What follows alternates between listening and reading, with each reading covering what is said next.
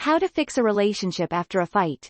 You may feel so angry or betrayed after a fight that it may seem near impossible to even imagine repairing the relationship.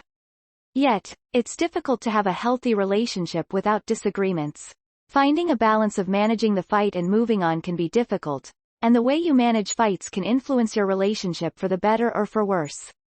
Choose to handle the fight in a way that benefits you both and helps move you in a positive direction. Handling the aftermath of a fight. Take some distance.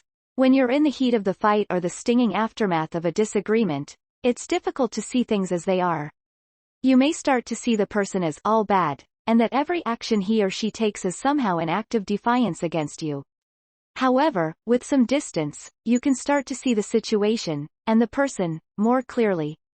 Take a couple steps back and allow yourself to gain some perspective. You may realize you are being critical or harsh, or not taking responsibility for what you contribute. Reflect more on yourself than the other person. Are there things within you that you're unable to examine, such as guilt, shame, or fear? How do your shadows or demons contribute to your relationship? Identify the missing pieces. Together with the person, ask what went missing in the fight. Was there a misunderstanding, misperception, poor communication? How did a discussion turn into a fight, or how did it stay a fight? Identify what set things off course. Think about how to communicate more clearly in the future, or not to jump to conclusions so quickly. What can you learn from the misdirection of this fight? Accept responsibility. Take ownership for what you contributed to the fight. Admit that you accused your partner, said something mean, or spoke before having all of the information. Admit if you've been emotionally closed off, running on empty, taking your stress out on this person, or taking the person for granted.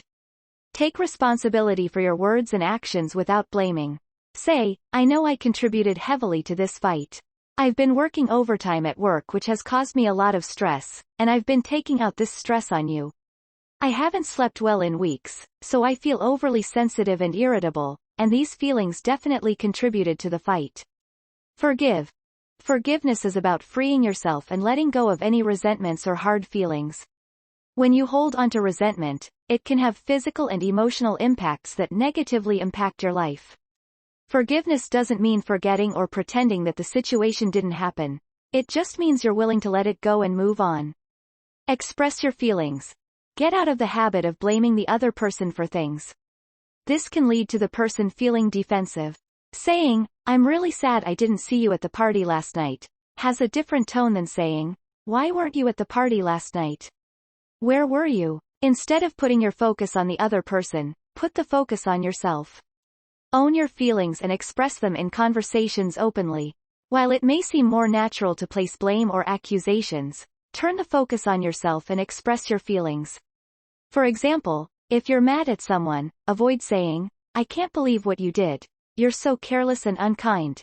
And instead say, I feel really hurt and I'm having a hard time understanding your actions. Build trust.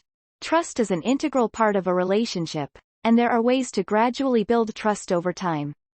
When you suspect the person is distressed, choose to move toward the person and not away from the person.